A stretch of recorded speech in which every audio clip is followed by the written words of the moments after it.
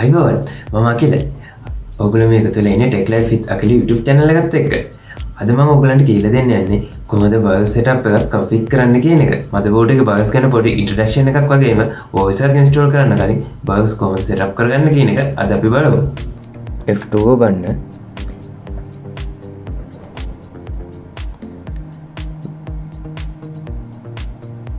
මේක තමයි BIOS setup එක.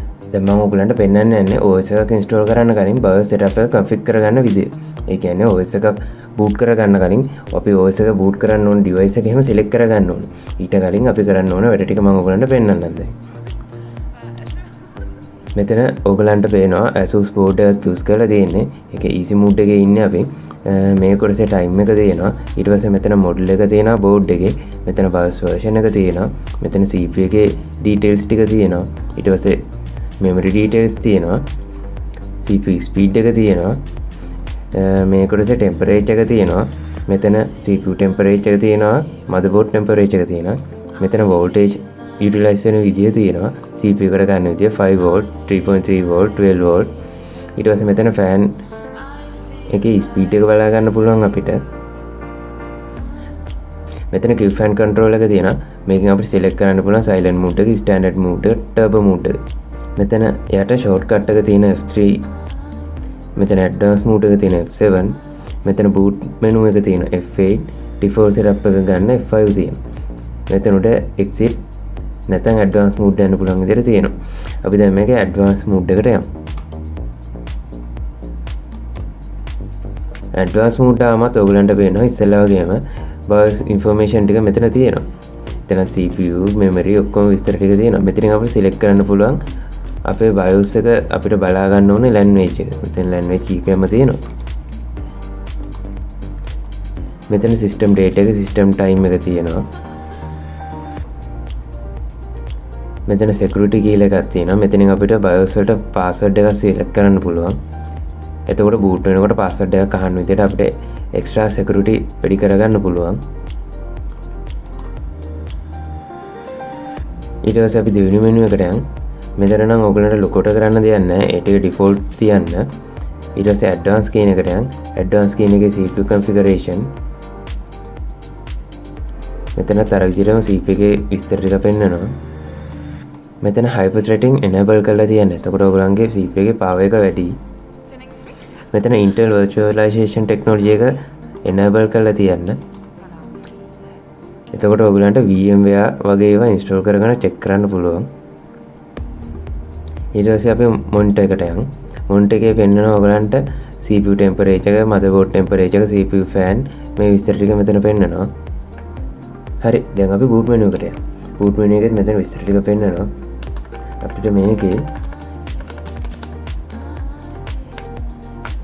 මෙන්න මේ boot option priorities කියන එක තමයි වැදගත්. මෙතනට අප select කරන්න පුළුවන් මොකද්ද මුලින්ම boot වෙන්න කියලා.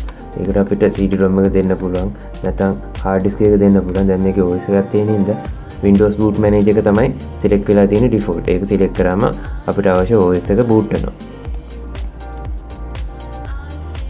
එහෙම options තුනක් තියෙනවා. හදිස්සි පළවෙනි එකේ ඒක වැඩ කළේ නැත්නම් දෙවෙනි option එකෙන් නැත්නම් තුන්වෙනි option එකේ boot වෙන්න තමයි හදලා තියෙන්නේ.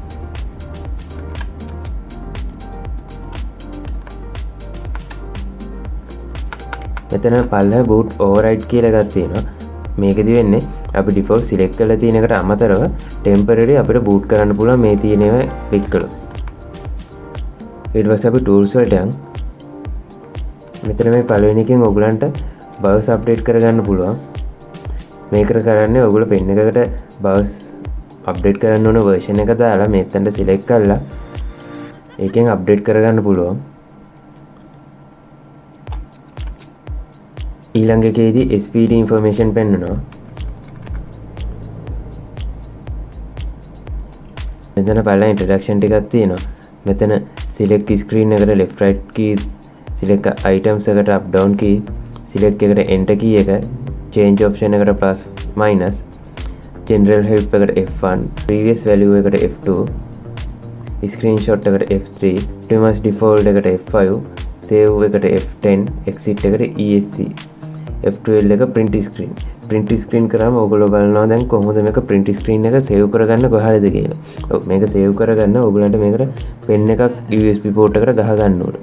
storage එකට pen එකක් ගහුවට පස්සේ ඔයගොල්ලන්ට pen එකට save කරගන්න පුළුවන්. හරි. දැන් අපි මේකේ default settings වලට මේක reset කරමු.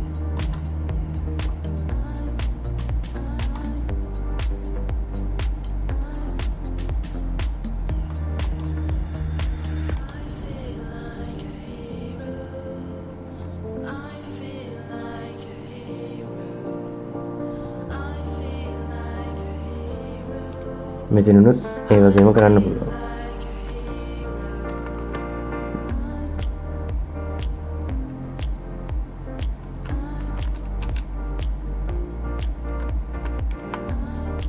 මෙතන enable තියෙන්නේ.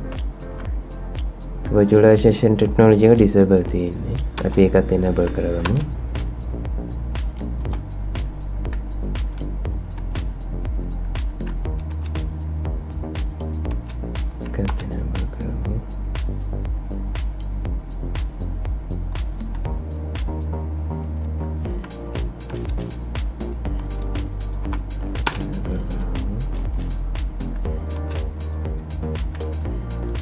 hotlock මම enable කරනවා.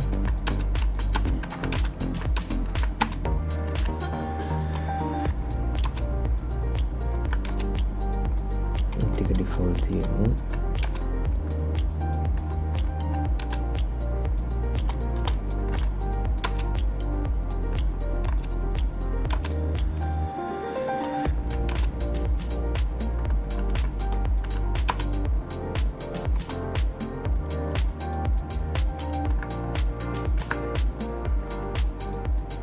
හරි අපි බලමු දැන් අපි මේ කරපු එක සේව් කරගන්න කොහොමද කියලා.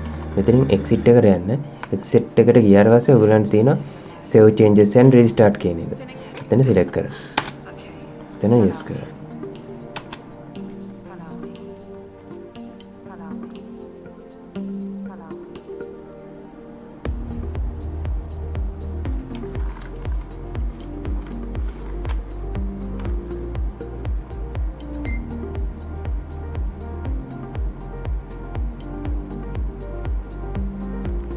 මෙතනදි password එක ගන්නවා.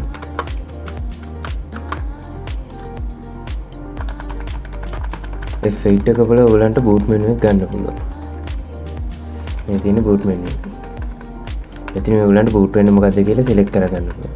දැන් අපි CD එකකින් boot කරනවා නම් මේ CD එක තමයි මේ select වෙලා තියෙන්නේ. හරි යාළුවෝ. ඔයගොල්ලෝ අදත් වටේට කියන යමක් ඉගෙන ගන්න ඇති කියලා මම හිතනවා. ඉතින් like කරලා share කරන්න. තවත් මේ වගේ වීඩියෝ ආපු ගමන් බලාගන්න. subscribe කරලා bell icon එක click කරන්න අමතක කරන්න එපා. ජය වේවා.